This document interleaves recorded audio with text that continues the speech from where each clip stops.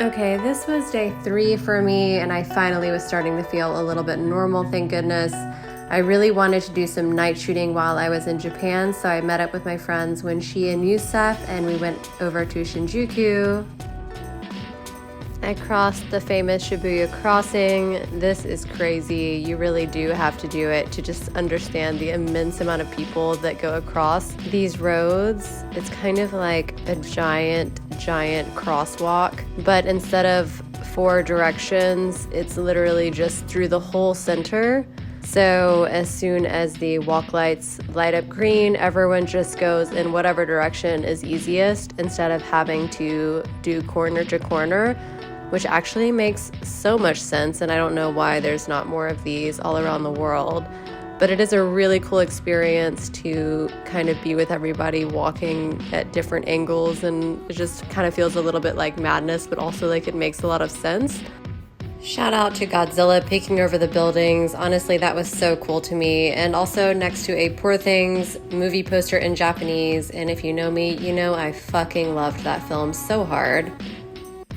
POV, you're a photographer trying to get the shot in the middle of a busy crosswalk. I related to this guy so hard. It's been me so many times. Also got to see the famous Shinjuku cat. I loved this guy. He was so cute. Japanese culture is truly obsessed with cats, and that just shows me that I totally belong here. I mean, they have a giant 3D rendering of a cat just surveying over the city, and he does all sorts of cute activities, and people come from all over just to see him, and I think it's so freaking cute. I'm obsessed with cats. I love them. I was supposed to meet up with my friends at Shinjuku Station, but when I got here, I realized what a terrible mistake that was because of the sheer amount of people that are in Shinjuku area. I mean, it is probably the #1 touristy area of Tokyo, I would say, if I'm not mistaken. And there was just so many people. It was a nightmare trying to find my friends. Also, it was me getting lost continuously, just finding amazing streets to shoot and things to film, so I got a little bit lost on purpose, which I'm not mad about.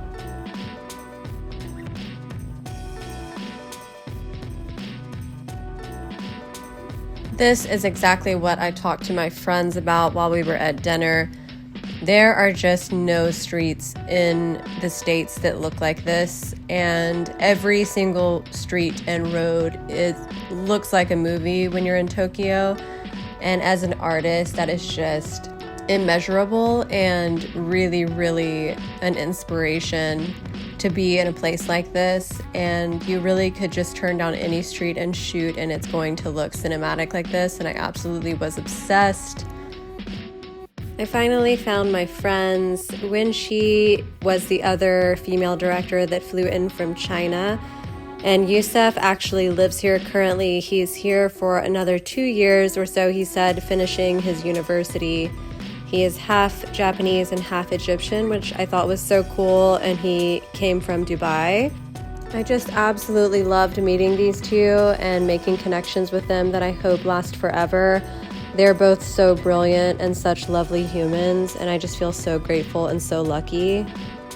I think having friends all around the world with totally different backgrounds than you is so important in this life and really just expands you as a human being. And these two in particular were such a good part of my journey. After much food searching, we finally found this really good looking noodle spot and decided to get some shrimp tempura and soba noodles. Honestly, I don't think I've ever had soba. I usually get ramen, but these were really fat and really delicious. We also just had super good creative conversation, and it was just such a lovely evening sitting here and exploring with these two new friends in Japan, eating soba noodles. Like, what is my life? Some spices, there's like chili. Yeah, that's chili. I don't know how does it work? I think I'm gonna take my shrimpies out.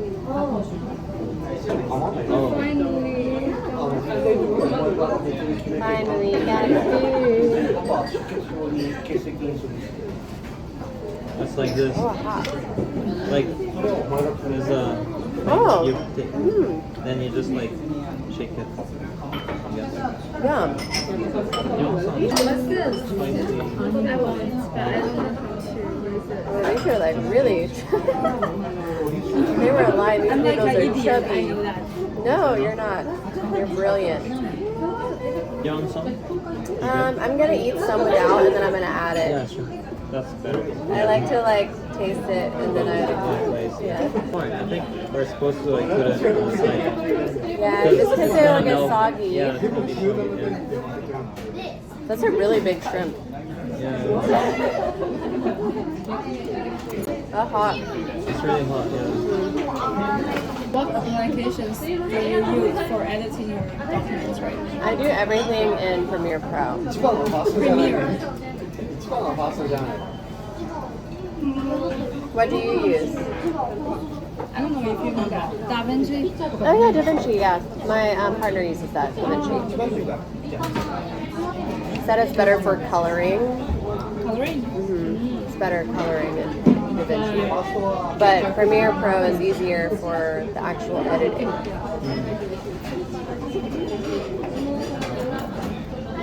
How about your music? How can you finish your music? Your music is good. Thank you. Our music is original. I know most if you're doing like major film stuff, like original scores are better. But I wouldn't even know where to look for somebody like that. I feel like you can find good music that you don't necessarily need to. You know, it's more impressive to have, I think, an original score, obviously. But I think if you understand music and emotion behind it. What I'm doing is I post the lead on the internet. I say, hello everyone, here's my movie. I need someone to match my movie. I need a music player Yeah. to help with my movie, and someone. Contact you. Yeah, he will contact me. Yeah. You cannot use this way. Can you this way? This kind of method. On the internet. Maybe, but there's not. But anyone It's harder. That's another thing about the States. I think it's harder, like collaboration like that. You can do it, but it's harder to find people that are willing to collaborate. Really? People don't like to collaborate? Not a lot of people, because people are like always, they are like taking jobs that are paying them, but they can't afford to take, you know. So a lot of people don't want to collaborate. You can collaborate with students. Maybe I should look at students. They need time, a chance to practice. That's a smart idea. Yeah, because that's the one thing me and all my artist friends run into. Like, we might have good ideas. And I do have some friends that collaborate. Like, we just did a little short about, I have some stunt friends that do like stunt fighting. And they're willing to collaborate. So we'll shoot little fun things just for fun with them. But as far as other people that are more like coloring and that kind of stuff, they're all getting paid, so they're not gonna do it for free, which I get. One of the main things I wanted to do on my wish list in Tokyo was check out Omoide Yokocho, aka Memory Lane. I just had seen some amazing shots there and I really wanted to go and night shoot. I was willing to go it alone, but luckily for me, Yusef and Winchi both wanted to go, and it was also right near the Shinjuku area, so that was super convenient. Honestly, for me, the main road of Omoide Yokocho wasn't all that I wanted it to be, but in the surrounding area, there were so many small streets and alleys. You could get lost in this area with how cram-packed it is, with tiny little restaurants and bars and just super cozy environment. Everything was super cinematic and it definitely was worth a go. I don't remember exactly where we were because we were just kind of wandering around, but we found some of the coolest back alleys I have ever seen in my life. And that is definitely everything I wanted it to be. So it was totally worth the adventure and totally worth going to that area and then just kind of walking around. I will never forget this night. I think it was one of my favorite times in Tokyo. I think this is a good problem to have and really tells a lot about the place that I was in and how amazing it was. But usually when I'm anywhere, I can sort of separate myself from the environment and capture super good footage. It's just something that I'm good at naturally. But in Tokyo, I felt so off balance and just so overwhelmed with excitement that I felt like a kid just taking in so much in the present moment with my eyes and then trying to obviously capture a ton on camera. But I don't even feel like I got the justice that I got when I was there with my eyes, and I could barely keep my camera still the entire time, just because I think it was the first time ever that I was enjoying being in the moment more than I was enjoying capturing it in my camera.